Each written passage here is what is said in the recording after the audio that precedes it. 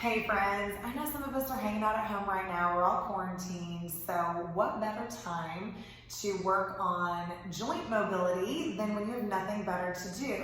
This is something you can incorporate into your normal fitness routine, but it is one area that I see as a complication for a lot of my clients is stiffness and lack of mobility in the big toe joint. This can affect squats, lunges, it can affect your gait while running. It has ramifications if you are barefoot and you tend to not flex the big toe. You may go into your four little toes, and that can cause pain on the top of the foot. It can even lead to stress fractures in the third, fourth, and fifth metatarsals. This is an issue that absolutely must be addressed, and from what I've seen, a lot of gets ignored. So let's talk about big toes. This little joint, or actually kind of a big joint right here, is where we propel a lot of our power from.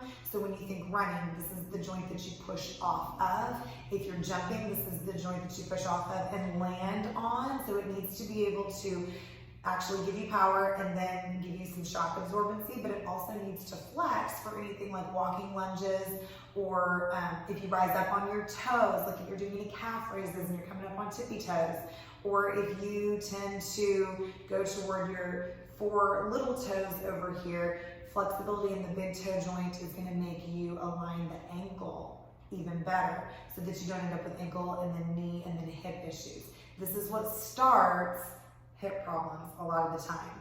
It works itself up the chain. So now you place your thumb on the base of your big toe joint. Use your first finger to pull back from the pad of your big toe and just see how far you can go with that. I'm not sure if you can see how much I'm flexing around here. Let's turn, but it's a decent amount, okay? I've worked on this a lot because I have an old injury. So hey, what better time to work on something than when it is injured? So then you go the other direction and you want to see if you can get that big toe joint to pop up. It should actually look kind of white, like you should see the knuckle of your toe.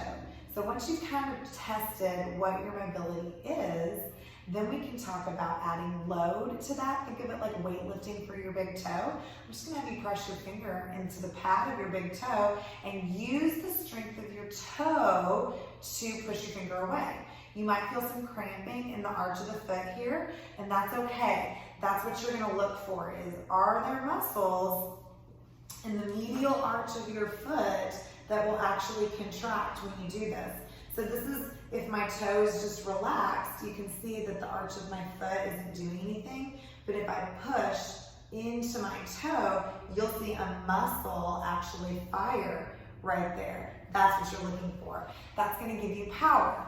Now, the opposite is also true. We want to work the anterior tibialis on our shin bone here. So I'm going to have you push down on the nail of your toe and then try to pull back. And what we're looking for here is there a connection over the top of the foot, and can you feel a muscle over here? So I'm going to put my hand here as well, and as I press up, I'm feeling to see if anything flexes, and that's going to tell me I'm actually connecting over here.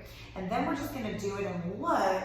When we do it without anything, without any pressure, where does our toe naturally go? Does it stay in line with our ankle bone here?